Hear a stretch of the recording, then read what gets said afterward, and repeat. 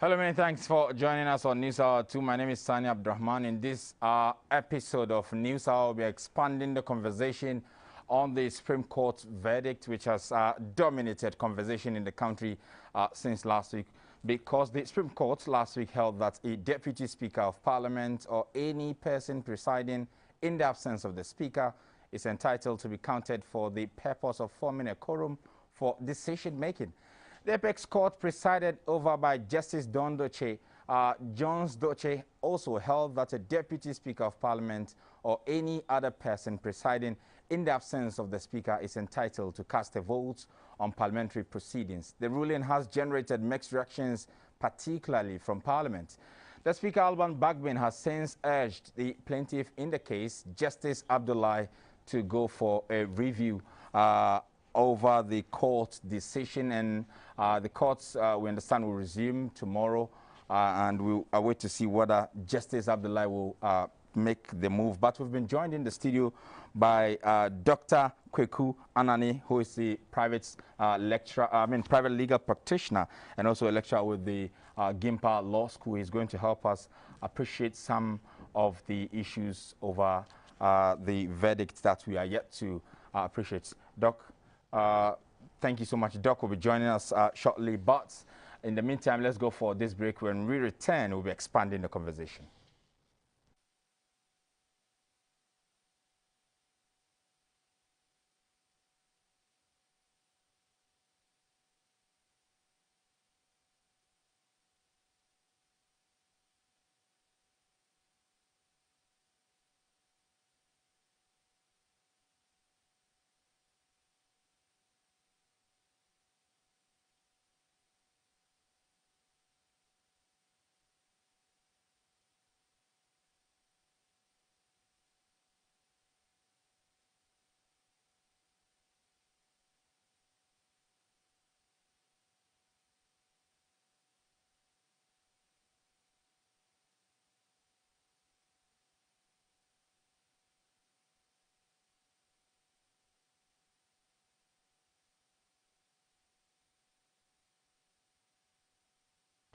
Thank you so much for staying with us. We're expanding the conversation, as I indicated.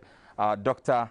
Kweku Anani Jinde, private legal practitioner and also a lecturer with Gimpa Law School, has joined us in the studio. Doc, glad you could join us this afternoon for this very important conversation. First of all, has the court settled the controversy over whether a presiding or a deputy speaker presiding in the absence of the speaker can be part of a quorum and also cast a vote? Yeah, thank you very much for having me. I think the court has spoken. And normally when you have any issue and you bring it to the court and the court makes a decision and then passes judgment, then it becomes law. So the court has settled the entire controversy. You see, we went to court because the speaker and then the first deputy speaker had different understanding and appreciation of the various constitutional provisions, 102 and then 104. Each had his own misunderstanding, rather. Yeah. So in case of misunderstanding, what we do is we go to the Supreme Court, which has the power and authority to do constitutional interpretation. And somebody took it there, and then they did their interpretation after looking at the facts of the case and then also applying the relevant laws. And then at the end of the day, they made their decision. And now that the decision has been made, it now becomes law. Until and unless, of course, somebody goes to the Supreme Court to call for a review. At the moment, that is the law now. A deputy speaker can also be counted for the purposes of voting. What do you make from where you sit as a legal practitioner who has appreciation of the Constitution? What do you make of the court decision? Because the section of the public and also in Parliament are of the view that the court is overriding its boundaries and stepping in areas that it ought not to be. No, the court has done nothing untoward.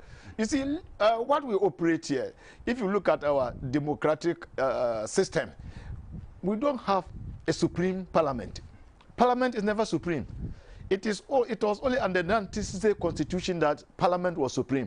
But 1969, 1979, 1992, Parliament is not supreme. So the only institution or the only thing that is supreme in Ghana is the Constitution. So if you go to Article 1.1, it speaks about the supremacy of the Constitution. Even the activities, actions of Parliament are also subject to the Constitution. You go to Article 111, Clause 1. It tells you that even the work of Parliament, the legislative power, the exercise of that power is subject to the Constitution. So what the court has done is only to give meaning and effect to what the Constitution mandates them to do in the first place.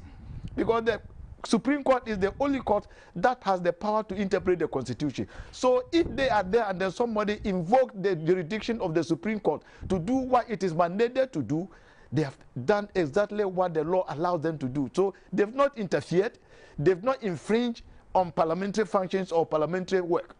They are simply doing what the Constitution requires and indeed mandates them to do. We've heard people citing previous instances where a justice of the Supreme Court indicated that Parliament is the master of its own rules, and when it comes to the House orders, Parliament decides what it should be and not be, even the Supreme Courts. No, Parliament decides its own rules, but Parliament, in deciding its own rules, cannot act beyond and above what the Constitution allows. So Parliament, yes, they are masters of their own rules, but they are subject to the Constitution. Because if Parliament does anything that contravenes or infringes on any aspect of the Constitution, that act will be declared void. For instance, Order 109.3 of the of Parliament, it has been scratched off. It has just been told that it's void because it has no basis, because it contravenes with certain provisions of the Constitution. And as such, Article 1.1 says any law that contravenes any part of the Constitution, that law is void. And this is exactly what the Supreme Court has said. So they are not interfering with the work of Parliament. They are only giving meaning and effect to what the Constitution provides. In your years of practice, even though we don't want to preempt the court, if the Supreme Court makes such an interpretation and you're not satisfied, you want to go for a review, will it make any difference from the court's earlier position? No, you see, there have been previous decisions where the Supreme Court itself had overturned its own decisions. But if you are going to the Supreme Court for a review, what we are saying is that you disagree with their decision. And your disagreement could be based on the fact that, well, they misinterpreted the law, and as such, they got it wrong. And after you've established that, you also have to go further to say that, well, because they've misinterpreted the law, your rights have been infringed. And apart from that, because of the wrong interpretation they gave to the law, it could lead to gross miscarriage of justice. And you must also establish that at the time the court was sitting, you had certain information which you have now, which at that time you did not have. And even if you had it at that time, it was not possible for you to submit that information. These are the things that you need to establish. But if you go and you rehash what has already been discussed and determined by the Supreme Court, that cannot form the basis for a review. I don't want to preempt it, but the hurdle is quite high. What do you make of those who are calling that if this is the position of the law, that a deputy speaker while presiding can't vote, is going to affect the supposedly neutrality that we want to see in that seat? While you are the referee, you are part of also one team or the the other. What do you make of this notion? You see, I read their judgment over and over and over and the over. 26-page document. No, it's 29. 29 rather. 29 pages. I read it several times. You see, they were arguing that the moment you become the speaker, whether you are deputy or first deputy, second speaker, you assume all the powers and functions of the speaker. But that notwithstanding, before the first deputy or second deputy speaker assumed that position, he was and he is still a member of parliament. So the fact that he's assumed that position does not deprive him of his function or his duties as a member of parliament. So, for instance, the honorable speaker, honorable speaker Babian, he's not a member of parliament. He's a speaker. But the first deputy and the second deputy speakers are elected members of parliament. So, if they assume those positions, must the law deny them the right to exercise their right as members of parliament, whether voting or engaging in debate? No. So this is the argument the Supreme Court made. And I must admit that the Supreme Court, they made very sound legal argument, supported it with case law. And they made references to all other jurisdictions that are similar to what we have in Ghana here.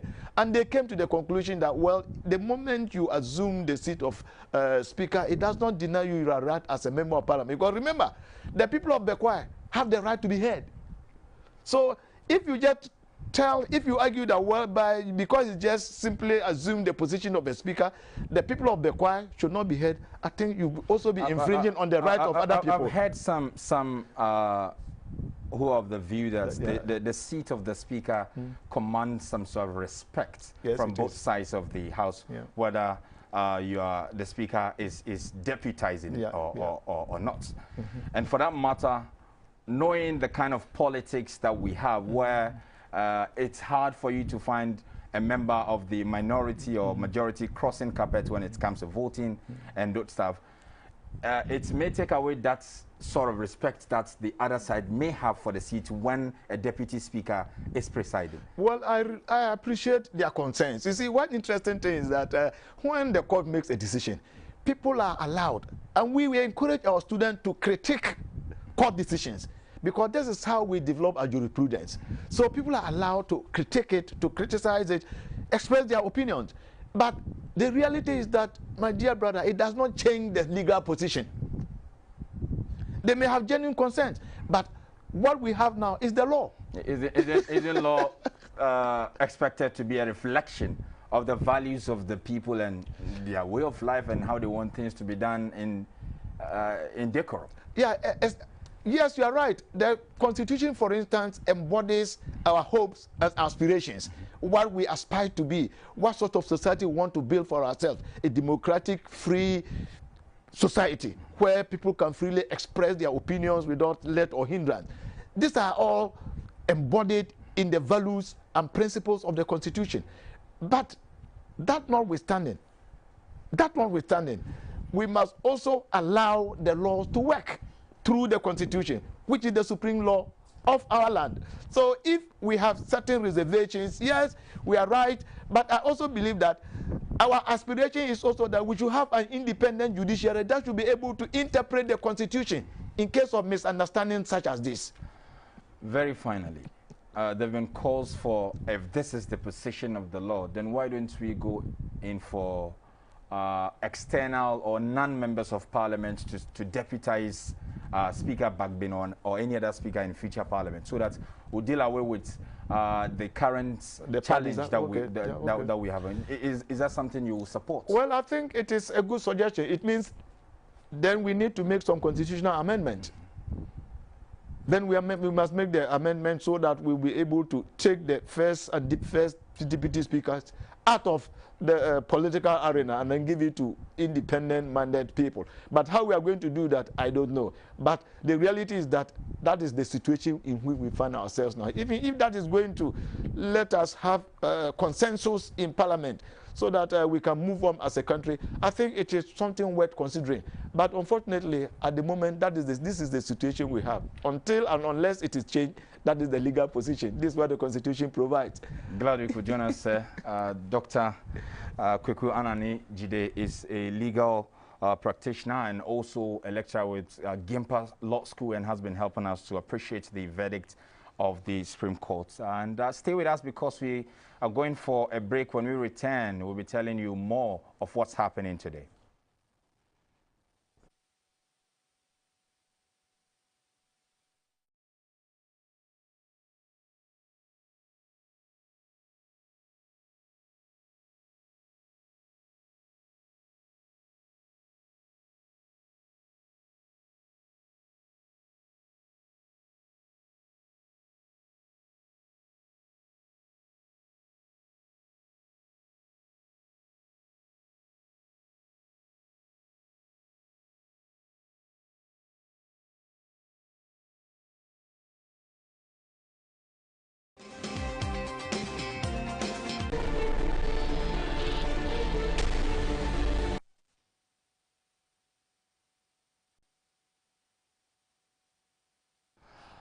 Many thanks for staying with us. Now, a private legal practitioner, Justice Abdullahi, and plaintiff in the case that sought for the Supreme Court interpretation on the voting right of deputy speakers of parliament when presiding, is supposed to be in court today to file for a review.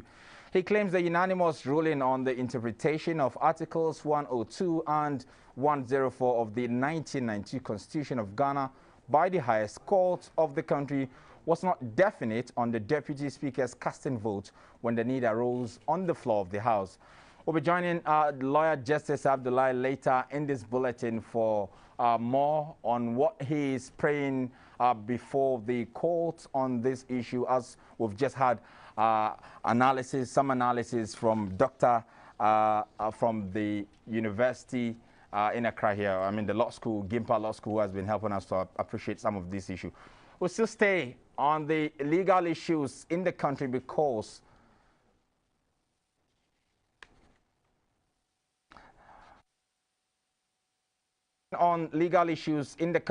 the Tema High Court has adjourned the ruling of the bail application of the Fix the Country movement lead convener Oliver Baka-Vomawo to March 16.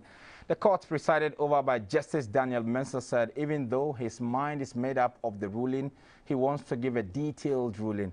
This was after lawyers of the applicants, led by Mr. Kutampa, moved the bail for application for consideration. Counsel, while moving the bail application, described the comments which led to his arrest as loose and youthful exuberant talk. The AG, led by Senior State Attorney Mrs. Hilda Craig, opposed to the grant of bail and said the accused is just a lodger who lives with his friends. Oliver Baka-Vomawo has been charged with treason, felony, and has been in detention since February 11, 2022.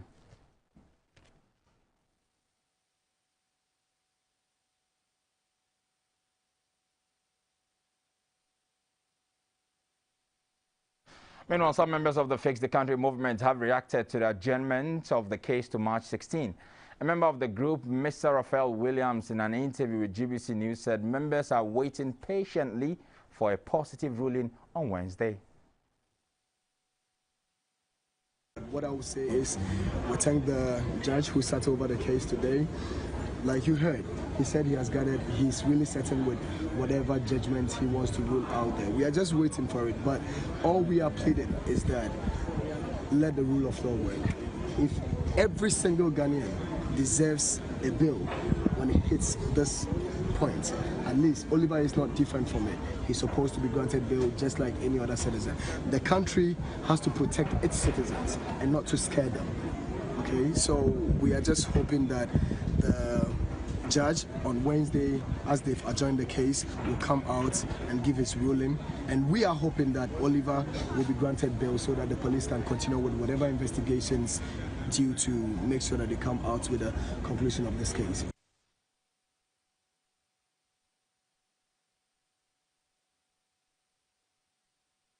You're still watching News Hour 2. My name is Sani Abdurrahman. We are streaming live on Facebook and also live on GTV. We go for a break. We'll return with more.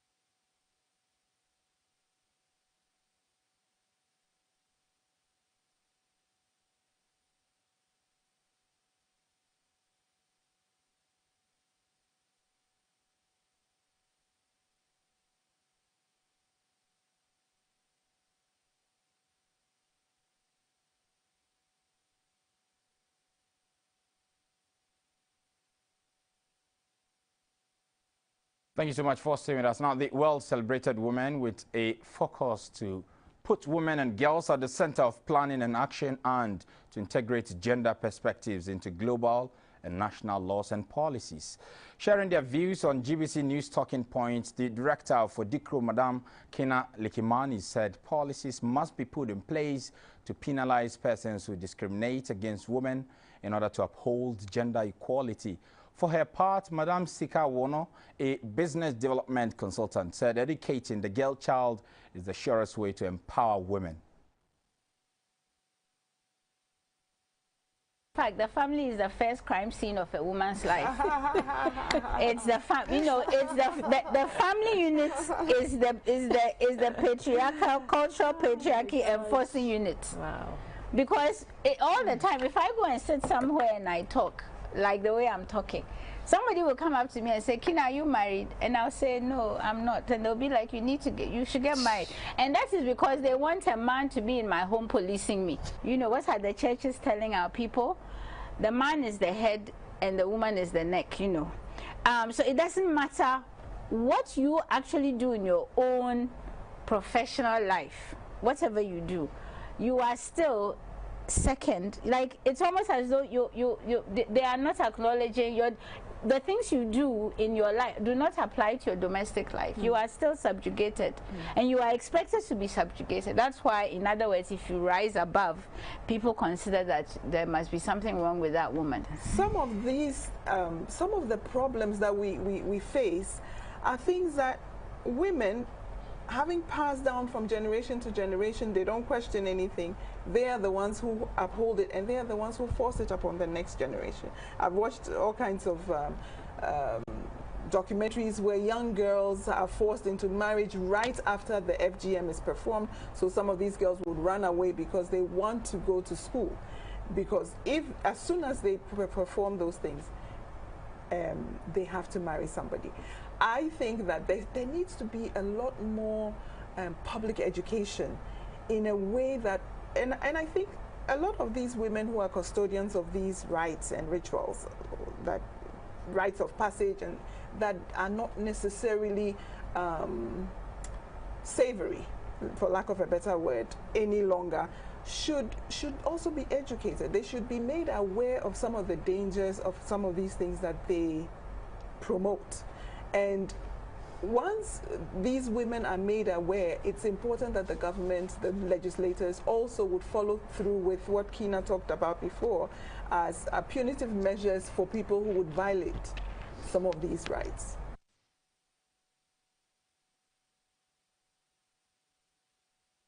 The Environmental Protection Agency is sounding alarm that residents living both at the base and on top of the Weija Hills are at serious risk of a possible landslide. Locals continue to put up houses there, even though it has been declared a danger zone. Before 2014, the area was notorious for its illegal stone mining activities until the national security stepped in. However, the situation has worsened over the years, and the land has been taken over by encroachers who seem oblivious of the fact that they are living under potentially disastrous conditions. Mr. Ransford Sechi is the Deputy Executive Director in charge of operations at the EPA and joins us on the line for some more details on this issue. I'm glad you could join us this afternoon, sir.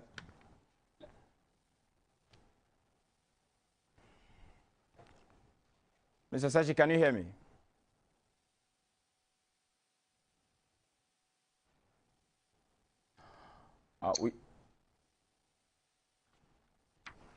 We seem not to have the executive director on the line, but we are trying to raise him back. Okay, he's back on the line. And thank you so much for your time, sir. For some time now, you've raised the red flag on the looming danger that on that side of town. Give us a mental image of the level of environmental destruction at Weija Ridge Enclave as it is now. Hello? Yes, can you hear me? Yes, it was a little faint, but... I was asking if you could paint a picture of the situation for us now and how alarming the situation is. Anyway, thank you and good afternoon to your viewers. Actually, as your reporters captured it last week, Friday, I think the degradation is in a number of folds. One, we have witnesses that part of the ridge towards the south is being mined, and the mining as is being undertaken does not conform to any proper method of mining. It's, I mean, as if it's an illegal activity, and the ridge then poses danger of collapse or failure, pit failure, in the event of any heavy rain. There is also the risk of dust. I mean, dust generation, noise, haulage impact of trucks. But the good news was that at the southern part, Minerals Commission, which is another institution that is working with us, had sent task force to stop them before. But then so the danger looms. And then if you get to the northern part of the ridge, there are serious erosional challenges that is actually cutting through almost to the end of the ridge. We were there, as your reporter might have noted, we were there 2014, 2018, and the situation is aggravated, and it's a little bit of a concern. And then the other issue was spoken about by Geological Survey Authority, which is the, on the seismic nature of the entire ridge. It's known. So basically, that is the mental picture I could, illustrate. And what I have said, it's looming danger for residents down the ridge and up the ridge. What is the level of sensitization to get residents to appreciate the level of danger they are living in? We've been doing this since 2014, and the Assembly, which is the South Assembly, has also been doing that, and I think residents around are aware. That is what I can say for now. Am I getting the impression that the Environmental Protection Agency and other stakeholders who have the mandate by law to enforce regulations of this nature have given up?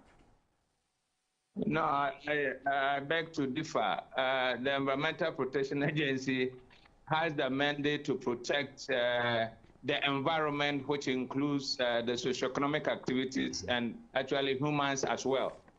And so we have that mandate, and we haven't given up. That is why we've been consistently going there, engaging the Assembly to act. And we all know that the Assembly also has the mandate to provide or to issue permits for people or residents who have actually erected structures and what have you. So we haven't given up yet. I get your point, but I'm particularly worried because the Assembly officers there are the very persons who issue permits to those who even erect new structures, despite the fact that they are aware of the dangers there. And I'm tempted to believe that they are dragging their feet to enforce the law. What are you, or what sort of measures are you taking next? I may not be able to speak for the Assembly, but at the time we met on Friday, they also highlighted some few challenges they have. So I think they'll be better placed to explain some of the questions you are asking me about that. But I think that dealing with people normally will take time, and we also should be we are aware of the nature and the type of properties within the environs of the ridge. So I think that, we have to continue to engage And I think what we are doing is part of the engagement process and sensitizing our brothers and sisters who have properties within the environs so that we can find an amicable solution. It's not all that that when the appropriate measures are taken, I think through stabilization of the rich, some of these fears would be over. Is that to suggest that the appropriate measures are yet to be taken since 2014 when you started to raise the concerns? What has to be done, okay, is for us to stabilize the both sides of the rich, taking cognizance of the illegality that has gone on and is going on now. So stabilization of the ridge also would actually cause some demolition of structures up the hill, down the hill. And some of these things normally would take time. And we at Environmental Protection Agency and other stakeholders, we went with the Minerals Commission, Water Resources Commission, Geological Survey Authority, Ministry of Lands and Natural Resources, and the rest, Ghana Chamber of Mines inclusive, are determined to assist and also ensure that our brothers and sisters would stay in safe environments as we continue the dialogue and implement the action that... Mr. Sechi, will I be right if I say dialogue has failed to bring a lasting solution to this challenge, and the fact that you have also just described the activity there and the occupation of part of that area as an illegality? Is it not time for the stakeholders, including the EPA, to enforce the law and ensure that we prevent deaths and loss of properties? I think that dialogue has not failed, okay? It's not. I think we'll continue to do what we are doing. I think the process we are now, I mean, as we are discussing this, is part of the education process and awareness creation. So I wouldn't say, dialogue has stalled or we have failed. It's a process. Thank you so much for your time this afternoon. Mr. Ransford Sechi is the Deputy Executive Director in charge of operations at the Environmental Protection Agency and has been helping us to appreciate some concerns being raised at Wager Hills area there, where they have alluded that there is a looming danger and those that have erected illegal structures must vacate the place. Now, still with environment, achieving zero hunger in sub-Saharan Africa while reducing inequalities and conserving ecosystems will be the subject for discussions at a two-day national stakeholder workshop to disseminate the findings of a research conducted by the Social and Environmental Trade-offs in African Agriculture Sentinel projects. Now, the four-year interdisciplinary research project is a collaborative effort between the University of Ghana Department of Soil Science, led by the International Institute for Environment and Development UK, which has generated new knowledge on safeguarding vital ecosystem services, increasing agricultural production, and enhancing understanding of new knowledge in Ghana, Ethiopia, and Zambia. One of the very critical findings that I've had from the soil analysis is the fact that there is very low sulfur content in the soils, and especially in the cultivated areas. In fact, some of the soils did not have sulfur, total sulfur at all, particularly with regards to the use of the carbon nitrogen sulfur analyzer. But then sulfur is very important for essential fragrances. It is important for protein synthesis. So sulfur works along with nitrogen. So why do we care about nitrogen and we don't care about sulfur?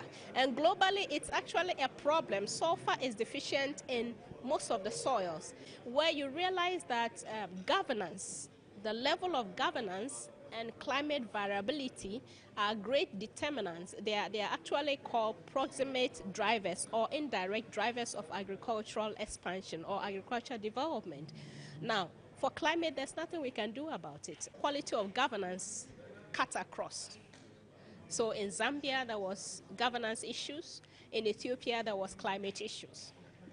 And so you see that commonality among the three countries.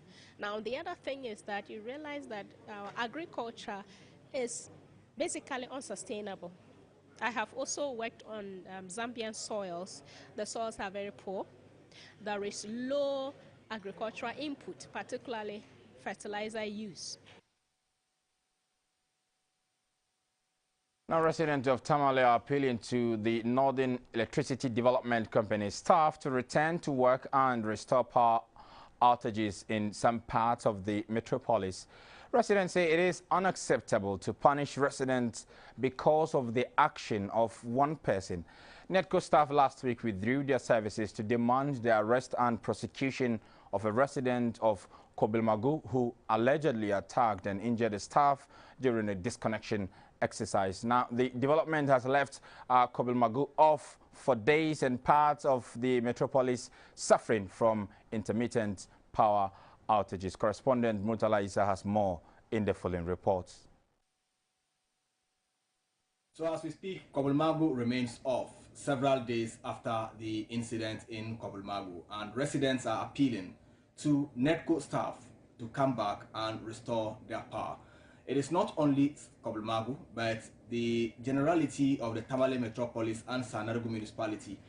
Residents have been complaining of intermittent power outages. In my area, for example, we hardly get power outage, but yesterday and today we have suffered over 10 power outages, and as at the time I was leaving home, there was no electricity.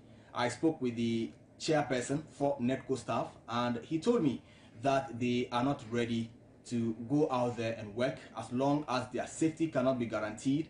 And in particular, they want to see the young man who allegedly butchered the VRA NEDCO staff to be arrested and prosecuted. He says until that is done, they are not going out there to effect any maintenance work, restore power to any part of the metropolis or municipality. And this is seriously affecting businesses. There are people with cold stores, and we are also in the peak of the heat season. If you know the northern region very well, the months of March and May are the hottest period, and people need cooling systems to be able to keep their rooms comfortable and be able to sleep. But as we speak, residents on social media are complaining that they cannot power their fans, they cannot power their ACs, and refrigerators that cool water and other liquids for them to cool down when they are thirsty. It is just not possible to do that. There are certain areas too that, even though they are not completely off, but they have very, very low currents, they cannot even charge their mobile phones. I'm running the food store, but these days, because of the power outages, things are not easy for us at all. We have been suffering. Yesterday I don't have light. Today I don't have light. Today, as I'm sitting down, I didn't say anything. They should restore the power because we are tired. I can't even sleep. Everything that is in my fridge and my freeze, I pack them out, throw them away. So this is the situation we have in the Tamale metropolis. I am aware that the Northern Regional Coordinating Council, the PURC, NEDCO itself, management, they are holding a number of meetings to resolve this issue. But as it stands now, we are continuously experiencing some challenges in the power sector here in the Tamale metropolis and Sanarugu municipality. From Tamale, Murtala Isa for GBC News. We go for a break. When we return, we'll be telling you more in the agri sector because subsidy on inputs under the Planting for Food and Jobs program has been cut further for the upcoming 2022 crop season by 15% for chemical fertilizers. Dorita Jamai will be engaging an analyst who will be telling us the impact of this on production next year.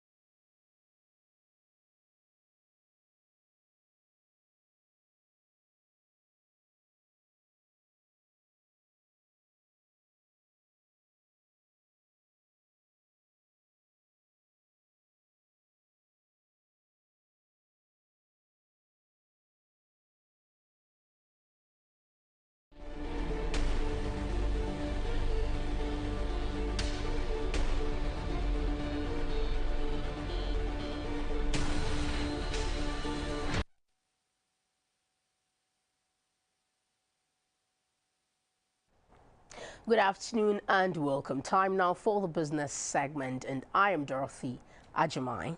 Subsidy on inputs under the Planting for Food and Jobs PFJ program has been cut further for the upcoming 2022 crop season by 15% for chemical fertilizers.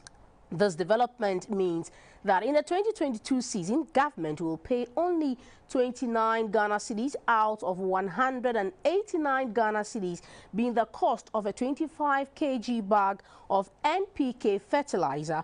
The rest of the 160 Ghana cedis cost is expected to be borne by farmers under the PFJ. Mr. Edward Kariwa is the General Secretary of the General Agriculture Workers Union, GAU. He joins me for a conversation on the impact of the subsidy cuts on agriculture in Ghana. Good afternoon and good to have you join us, sir. Good afternoon, and I'm happy to be on your platform. Thank you. Did you expect a subsidy cut, and if so, by what percentage, sir? Come again. I'm asking. I'm also getting a feedback from you. Sorry. Can you hear me now, sir? Did you expect a subsidy cut? And if you did, what was the percentage you were expecting? Well, the subsidy, as we know it, started with 50%. Okay. And we have not seen any reason why the subsidy should be brought down to 15%. Government has consistently been reducing this subsidy from 50% to 38% to 30%, and now to 15%.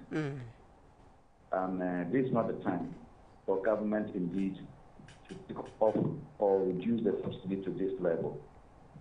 Because given the global challenges, all economies have decided to channel all their resources into agriculture to make sure that there's food available for the people of the country. So this will not be the time when government should be reducing subsidy to farmers. But unfortunately, whilst government is taking away subsidy, it's also now giving subsidy to imported products into the country. The benchmark value policy we have is another form of subsidy to people who import what we already produce here. And I think that is not the right way to go. Okay.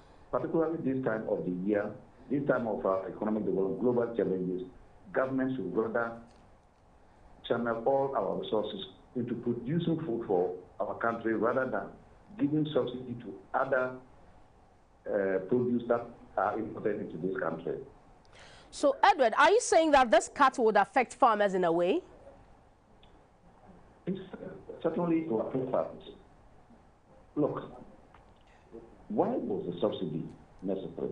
It is because farmers at that time, as farmers 17, could not afford the bag of fertilizer or the number of bags of fertilizer that is needed per acre. So government thought that it was necessary to subsidize to enable farmers actually buy the number of fertilizer bags that is needed for an acre. Today, the fertilizer price has gone up. Meanwhile, farmers' incomes have not gone up in the same manner. Yet government is saying that we are reducing the subsidy. What it means is that farmers will have to cut down their production because the cost of production will be beyond their reach. It is not only fertilizer. Because of fuel price increase and transport fares have gone up, all other associated costs with farming also goes up. So the burden for a farmer is now too much for him to bear. So what we should be expecting is that there will be reduced production. So, Edward, do you believe that Russia-Ukraine tensions are having a toll on fertilizer prices worldwide, since Russia is the biggest producer of fertilizers in the world?